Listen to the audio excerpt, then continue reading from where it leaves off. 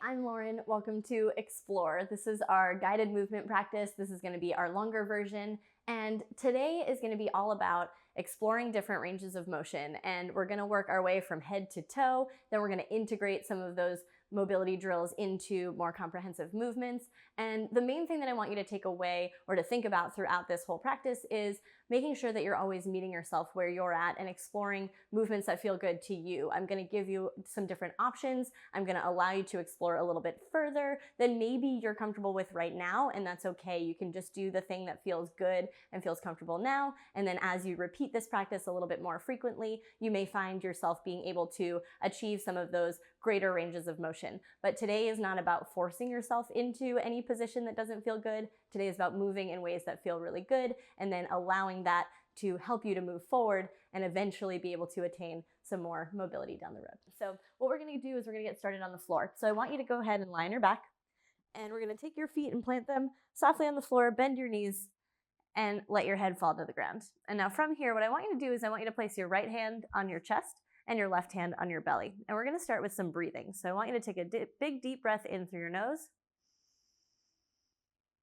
and a full exhale out of your mouth. And what we're trying to think about here is our left hand, our hand on our belly, is the one that's expanding up first before our right hand. What we tend to do is we tend to breathe into our shoulders and into our neck. The reason that we're starting with the breathing drill is to try to take that tension away from our neck, away from our face. All right, so we're trying to localize that breathing down low. So when you breathe in, that left hand on your belly should expand up first. The air rises into your chest. And then as you breathe out, your belly sinks back down toward the floor. All right, let's get some nice deep breaths here.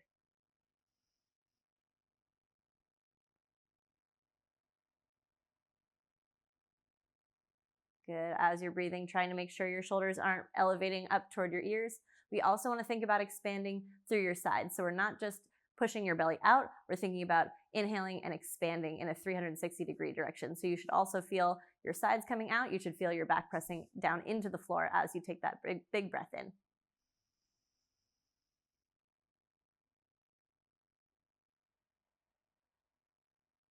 Let's get one more deep breath here.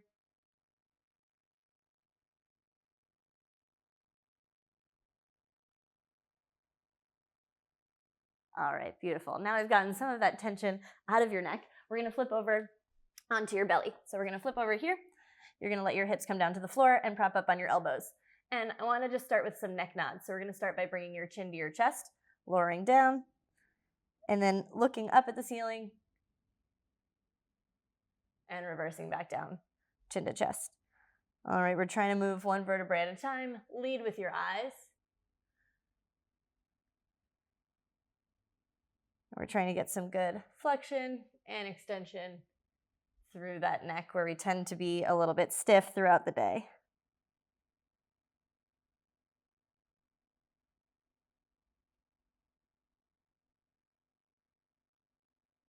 Let's get two more here.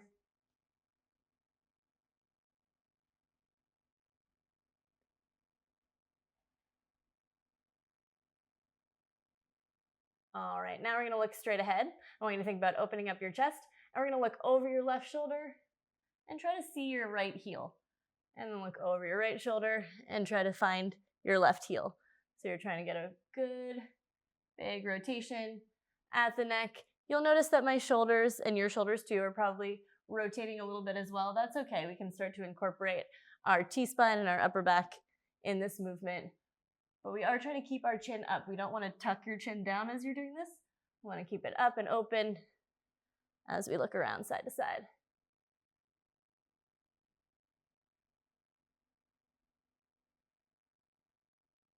Let's get one more on each side. All right, very nice. Next, we're going to come on up to our hands and our knees. All right, now we're going to work from just our neck to all the way down our spine. So we are going to start with a cat-cow. We're going to go ahead and think about dropping your head down, raising one vertebrae at a time, up toward the ceiling, tucking that tailbone under, and then reversing it, relaxing that tailbone, arching your back, and looking up to the ceiling. Beautiful. And then reverse that. Tuck your chin down, Press your upper back toward the ceiling. Tuck those hips under. And reverse it. Arch the back. Open up the chest. Looking up to the ceiling. Beautiful. We're trying to go nice and slow here. We're not rushing it. We don't often move our spines one vertebrae at a time, nice and gently like this. It feels really nice.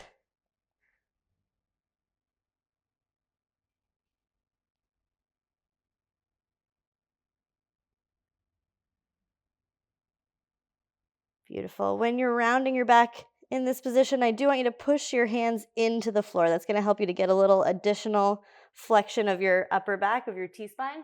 We don't tend to get a lot of that, and sometimes we end up getting really stiff through our upper back because of that. So really try to press down into the floor around that upper back. And then release it. All right, beautiful. Next one we're going to do, we're going to start to open up our T-spine with some rotation. So we just worked on some flexion and extension. Now we want to rotate. So we're going to go from this quadruped, this all fours position, back down to your heels. So you're sitting your hips back. And we're going to take your left hand and place it behind your head. All right, now from here, I want you to reach your left elbow through the space between your hand and your knee. And then you're going to rotate elbow toward the ceiling. And you're going to look up. All right, so we're actually working on flexion and rounding and reaching through here. And then extension and rotation all the way up this way. We're sitting on our heels. It's really important because it's going to lock in our lower back. So we want to make sure that we're not getting a lot of lower back rotation here. We're focusing mostly on our upper back, our T-spine, and our shoulders.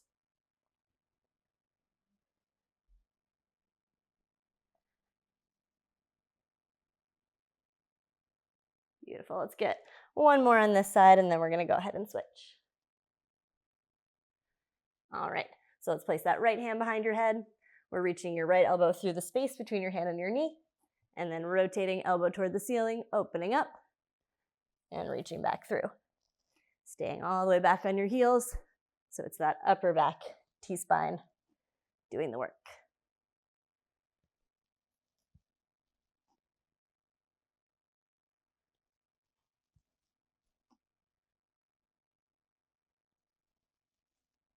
Beautiful. Let's get one more here. All right, very nice. So the next one we're going to do is a side-lying T-spine sweep. So now we're going to work on some big global movement through your upper back, through your T-spine and your shoulder. And something that will be really helpful here is to grab a pillow to put underneath your head.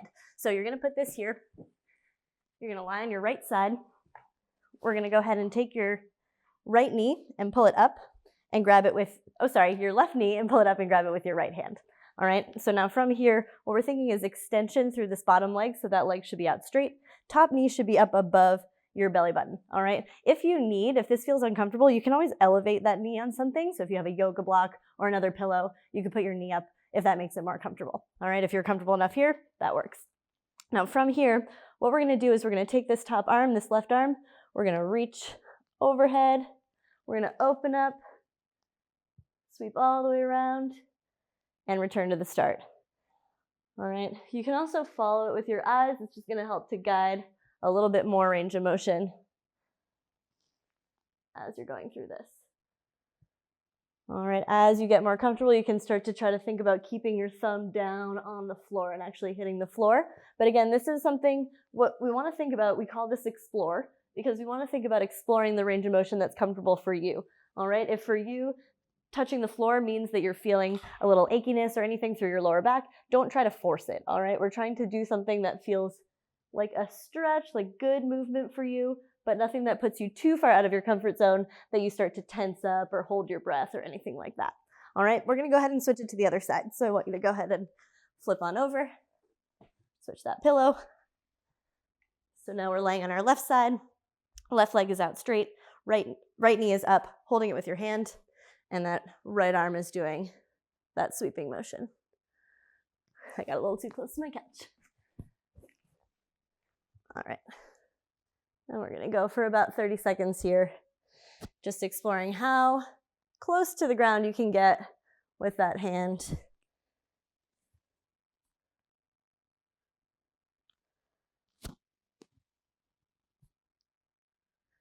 Good, and the reason we're trying to keep that knee, this top knee, above 90 degrees is, once again, this is a common theme you're gonna hear, we're trying not to compensate by using our lower back to create this T-spine mobility. So when we're talking about T-spine, we're talking about our upper back, and that tends to be stiff, it tends to be tight, and we tend to try to compensate for a lack of range of motion in our upper backs by arching or rotating through our lower backs, which really isn't comfortable, and oftentimes it ends up leading to some lower back discomfort. So that's why we're trying to focus on just moving through our T-spine, through our upper back in some of these movements. All right, so next one we're gonna do is a little bit different, something you might not expect in a mobility routine, but it's called a dead bug, which is more commonly known as a core exercise. But I wanna talk to you about why this is important. So what you're gonna do is you're gonna lie on your back. We're gonna go ahead and get your rib cage down and your lower back down toward the floor. This is the first step. And the reason that we're gonna do this dead bug series here is because the awareness of where your rib cage and your pelvis are in space is actually really, really beneficial for movements as we go through mobility routines and as we go through different exercises where mobility is required. A lot of times, if we're not aware of where our rib cage is in space or where our hips are in space, we compensate with this kind of arched position or this anterior tilt position. And so what we want to do is just practice being aware of our positioning, especially throughout our rib cage and our hips. All right, so what I want you to do is start here. I want you to arch your back intentionally, have your hands on your ribs. We're going to take a breath in and then breathe out and actually press your ribs down and get your lower back toward the floor. We're going to do that a couple times. Breathe in and press down. And you should actually feel some of that tension coming out of your lower back each time you press down. Very good. All right, now we're gonna just increase the challenge a little bit. So now we're gonna take your legs and bring them to 90 degrees and take your arms and bring them up to the ceiling while maintaining that ribs down, lower back pressing into the floor position. And I want you to do some breaths here. So we're just gonna do some nice deep breaths. Let's get 5.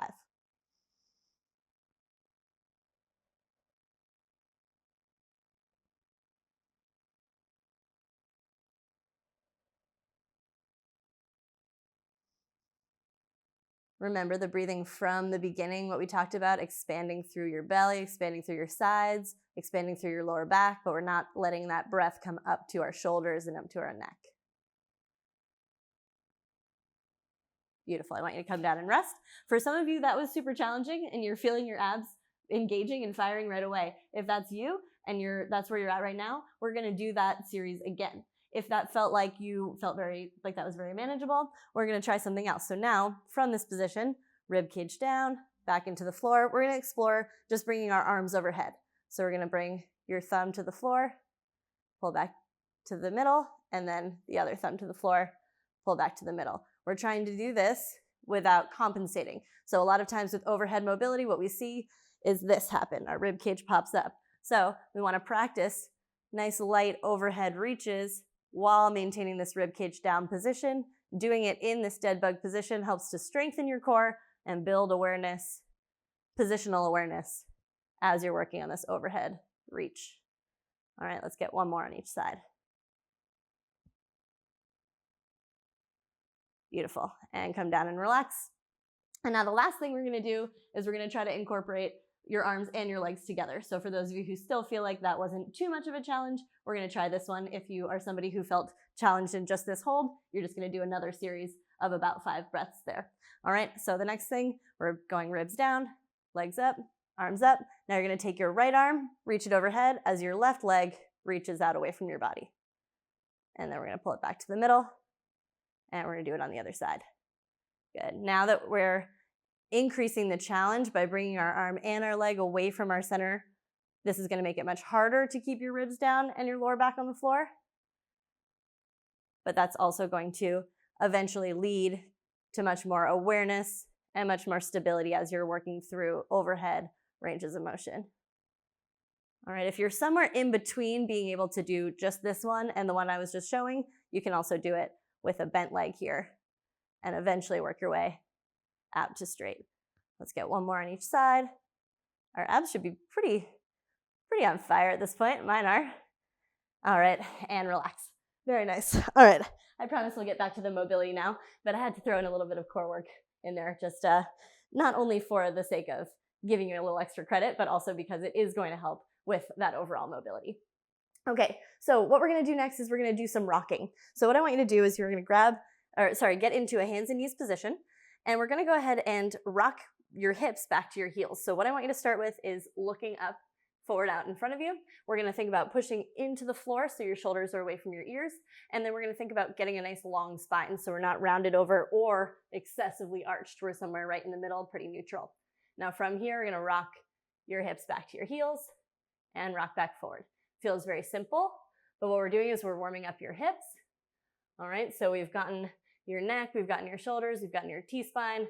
Now we're working hips and lower body. And while we're doing this, we're thinking about moving our hips as we're maintaining a nice long neutral spine. What we tend to see is when we get into some lower body movements, some lower body strength movements, we see a lot of compensation with our spines. We see rounding of our back or excessive arching of our back. So by practicing setting this good foundation here, it's going to set you up for success in squatting patterns down the road. All right, let's get a couple more. Now, what I want you to think about here is also your big toes. So a lot of times what we tend to a lot of times when we are doing things like lunges or mostly lunges, a lot of people are feeling discomfort in their big toe. And a lot of times that's because they don't have a lot of flexibility in that big toe. It doesn't feel like it wants to bend that way. And so their whole foot starts to compensate, then their knee may start to compensate. So in this rocking position, it's really great to get your shoes off and to get those toes planted here. All right, that's gonna just help to build some of that big toe extension.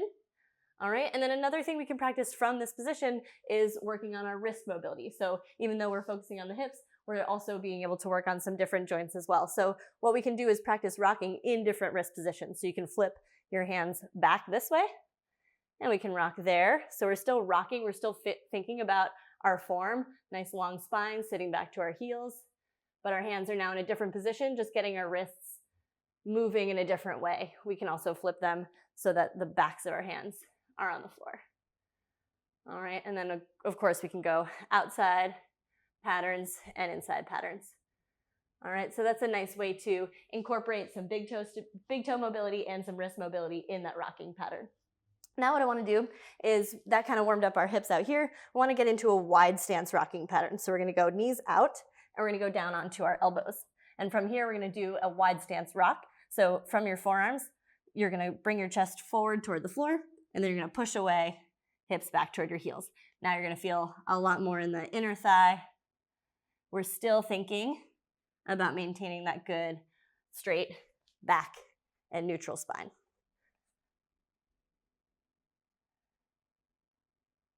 All right, I want you to keep going. Let's get about 5 more there.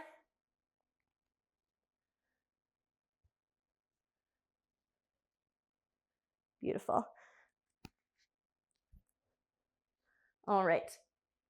Next one we're going to do is we're going to go into our hip flexors. So we just worked sort of the outsides of our hips, our inner thighs a little bit. Next, we're going to do hip flexor stretches. So a big mistake that we tend to see in these hip flexor stretches is that people get down into this half kneeling position and then they just get here and they just sink really far as they can through that hip, thinking that the bigger the range of motion, the better the stretch is going to be. But actually, what that is doing is it is stretching your hip flexor and your quad, but it's also getting a lot of lower back involved in that stretch. And it's not really localizing the places that we tend to be tight in this really localized front part of your hip flexor. So what I want you to do is get into 2 90-degree angles here. You're going to take your hands on your hips. You're going to tilt your hips under. So we're getting into this posterior pelvic tilt here. And then we're going to drive that back hip forward just slightly and then return to the start. We can place our hands on our knee. That's going to keep you keeping your ribs down, forward and back here. All right. Very nice. So again, we're not going too far, too excessive with our lower back. Once we get those hips tilted under, you won't feel like you need to go very far in order to get this good hip flexor stretch. All right, excellent. Let's go ahead and bring it to the other side. Get those hips tilted under, hands on your front knee. And we're pushing that back hip forward just slightly and back. Once again, we're also practicing getting that big toe extension by having that back foot planted. If you're feeling like you have any discomfort in your knees and this feels better, actually relaxing that foot, you can always do that again too. So it's going to be a common theme. It's going to come up a lot in this series, but we want you to explore different things that feel better for you. What we're trying to accomplish here is giving you some mobility drills, giving you some strategies to improve your mobility, but doing it in a way that feels good for you, not in a way that just conforms to what you think you should be doing. All right, so whichever foot position feels better on your knee, choose that. If you can go toes tucked under, that is going to help to just increase that big toe flexibility. All right, awesome. So the next one we're going to do is a 90-90 hip stretch. So we have a couple different ways that we're going to explore this. So what I want you to start with is just getting into the position and getting into the stretch. So what we're going to do, we're going to start with the left leg forward, 90-degree angle with the front leg, 90-degree angle with the back leg. All right, so we have external rotation of this front leg, internal rotation with this back leg, and we're just going to hang out here. And what we're thinking about is letting this knee drop and letting your tailbone sit back down toward the floor. So we don't want to be way over here so that our butt's up off the ground. We're trying to get more centered and feel that stretch in the outside of that hip and the outside of this hip. And we're just going to hang out here and breathe and make sure that we're kind of relaxing into this stretch.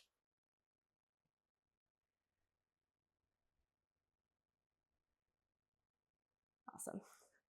After a little while, each breath you take, each exhale, you should be able to sit maybe a little further down toward your mat. Maybe this knee gets a little bit closer to the floor. All right, awesome. And now let's go ahead and flip on over to the other side. So what you can do is keep your feet where they are. You can flip your knees up and over and go over to the other side. So the same idea here. Front leg is at 90 degrees, back leg is at 90 degrees. Front knee is trying to press down into the floor, and you're trying to sit your tailbone down toward the floor. And I'll turn toward you because you don't need to see the back of my head.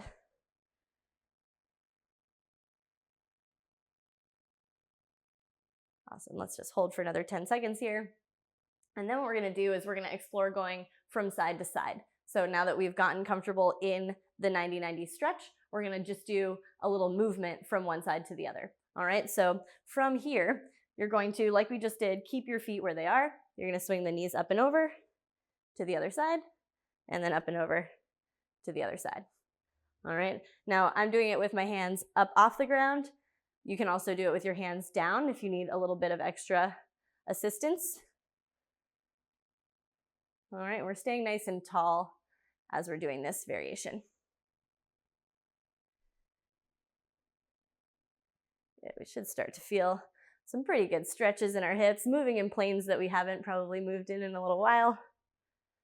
All right, now I want you to go one more exploration here. Is going to be when you switch over to the other side, you're going to lean forward. That's going to get a little extra stretch through your glute.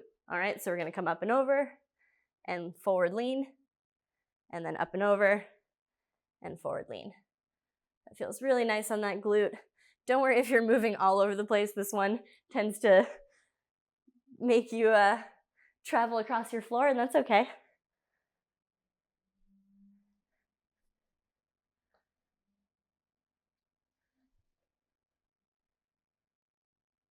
All right, let's get one more on each side.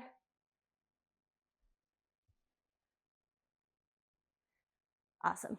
All right, hips are feeling pretty warm. Now we're going to go into a glute bridge. So again, one that's not exactly mobility per se, but it's going to, again, help with some positional awareness. It's going to help with your mobility. So what we're going to do is you're going to lie on your back, and we're going to do a double leg glute bridge. Now the first thing we're going to do is once again check our rib cage position to make sure that we're not in this excessive lower back arch. So from this hook lying position that we've been in a couple times now, take your hands on your ribs, big inhale, big exhale, press them down, lower back's pressing into the floor, and now just bring your hands off to the side. Now from here, we're going to drive your heels down into the floor, and you're going to bring your hips up, squeezing those glutes, but keeping your rib cage down, and then return to the floor. Now the mistake we see with glute bridges here often is, again, similar to what I was talking about earlier, allowing for that excessive arch in your lower back, because we're trying to think about going as high as we can. Sometimes with good mobility and good movement, it's not about the biggest movement or the biggest stretch you can get, but just doing it in a way that is positionally comfortable for you. A lot of times this is actually not comfortable for a lot of people's lower backs, and instead what we can do is keep those ribs down, think about our alignment through our spine, maintaining the connection between your ribs and your hips, pushing into the floor, lifting high, squeezing the glutes, and then returning to the floor. All right, we're gonna get about 10 of those. I want you to just keep going up and down, finding the spot where you can feel your glutes squeeze, but you don't feel your lower back playing into this bridge. If you do, reset your rib cage and maybe stop it even a little bit shorter than you think you need to.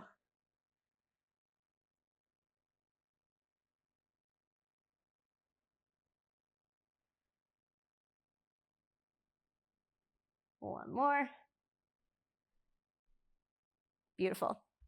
Now, it really helps that we did our hip flexor stretches before we did our glute bridges. That's because sometimes when our hip flexors are really tight, it limits our range of motion in our bridge. So by opening up your hip flexors, that bridge should have felt a little bit easier, and you weren't trying to compensate with tight hip flexors by arching your back. So a little reason, again, why we're doing this series in the order that we are. All right, so next we're working our way down the chain even further. We're gonna go into a rocking ankle, calf, and hamstring stretch, or mobility drill. I'm sorry, my microphone is not clipping to my pants correctly. Got it. Okay, so we're gonna go ahead and go into a push-up position.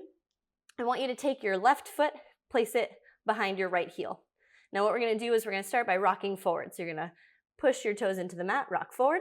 Then you're gonna drive your heel down to the floor, hips to the ceiling, head through your arms. And we're just gonna go through that series.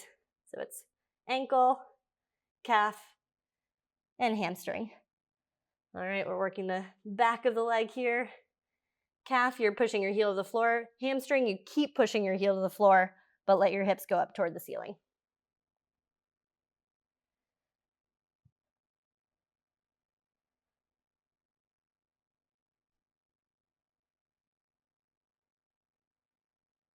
Let's get one more on this side. And then let's go ahead and switch. So now you have your right toes over your left heel. We're gonna rock forward, heel to the floor, hips up high, heel goes further down toward the floor. So that calf stretch becomes a little bit more intense, but we also start to feel the stretch go up toward our hamstring, the back of our leg.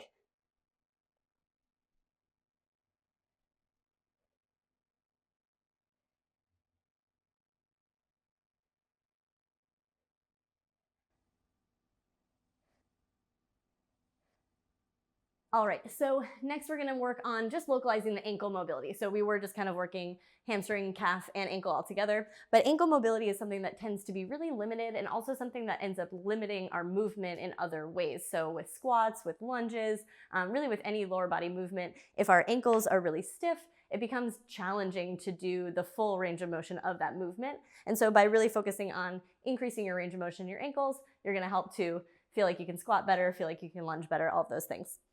So what I want to do is a half kneeling ankle mobility drill.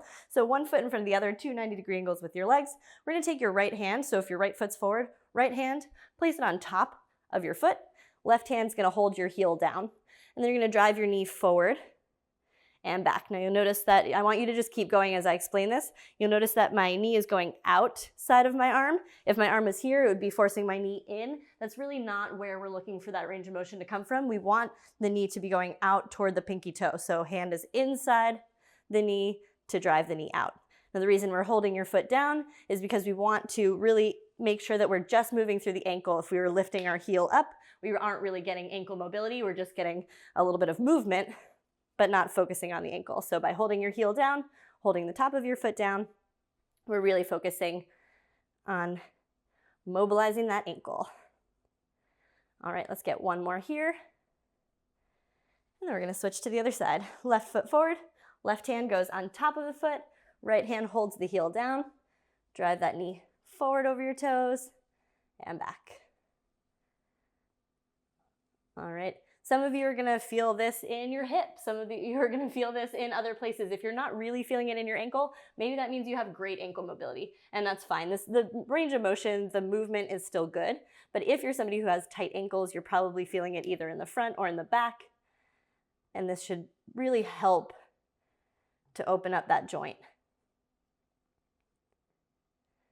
Let's get about 3 more here.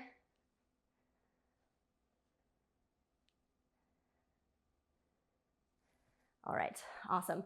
Now we're actually gonna come up to standing. So that forward and back motion is definitely important for your ankle range of motion. We also wanna think about lateral movement as well of your ankle. So this one isn't gonna feel like a huge stretch, but it's gonna be really beneficial for when you do go, especially during a set of squats. So what we wanna do is get your toes pointed straight forward, and we want to think about starting by collapsing your arch. So we're collapsing our arch inward, and then we're gonna go the opposite direction, push your ankle bones away, and create a good arch there with your feet. And then reverse it. Collapse your arch in, ankle bones out, and reverse it. All right, and we're just working on that lateral and medial movement through the ankle, which is, again, just something that we don't get very frequently, but it's gonna help to open up the feet and the ankles even a bit more.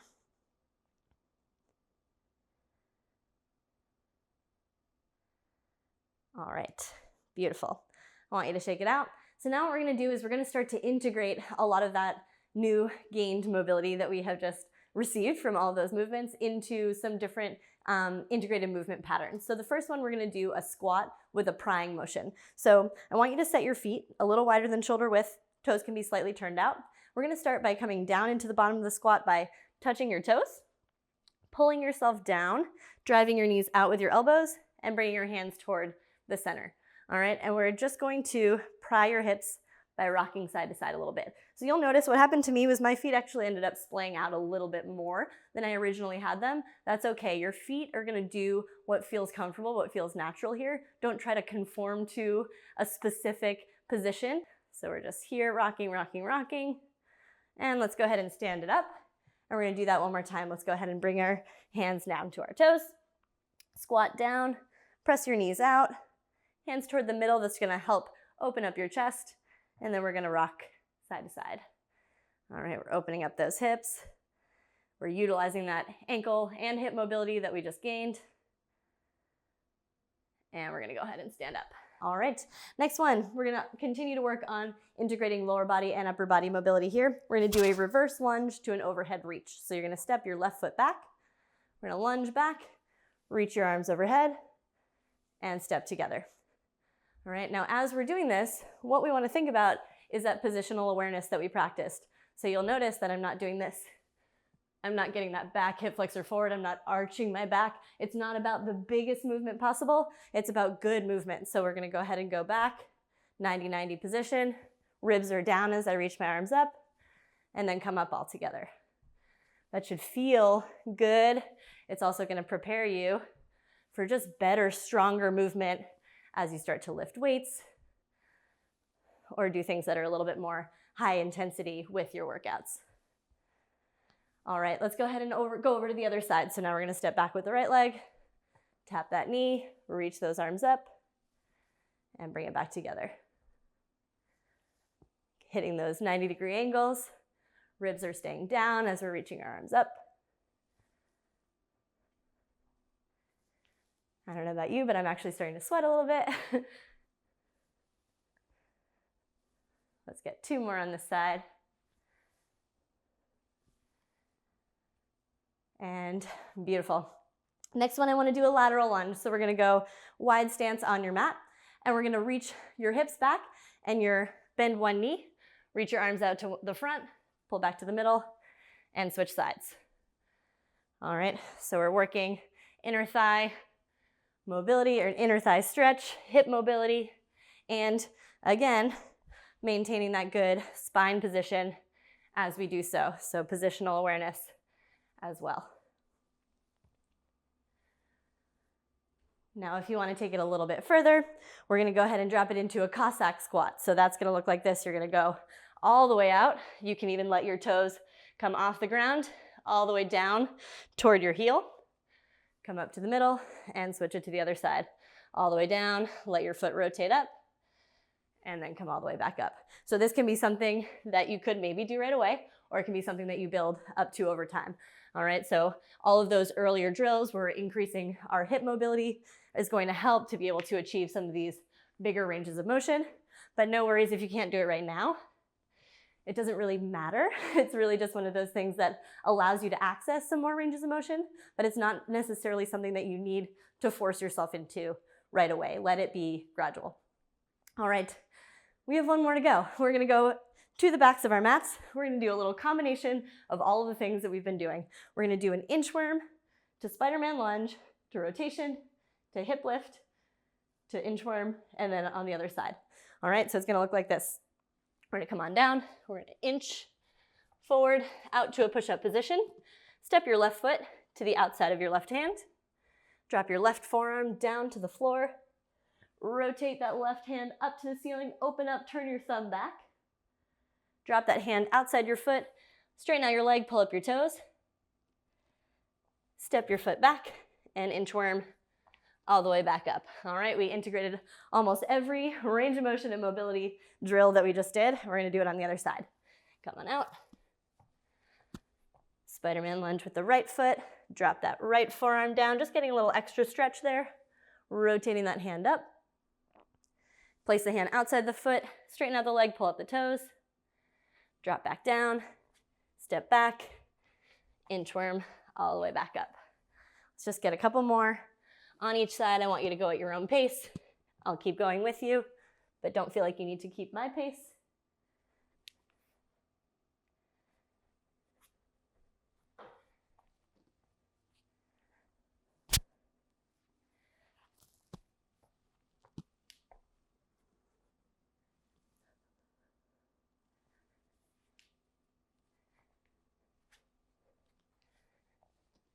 I'm going to get one more on each side.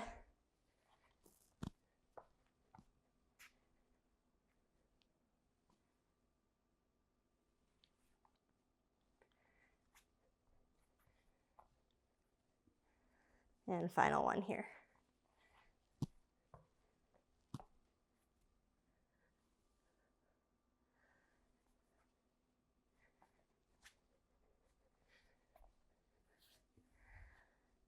Awesome. All right. Thank you so much for joining us today. I hope that you're feeling as good as I am right now, where you feel like everything has really loosened up. And what I really want you to focus on every time that you go through this routine is meeting yourself where you're at, not trying to force yourself into any position that doesn't feel good. You should have some sort of strategy now for all of those movements that meets you where you're at. And then over time, if you start to feel like you get a little looser and you're able to go a little further, that's fantastic. All right, thank you so much and enjoy the rest of your day.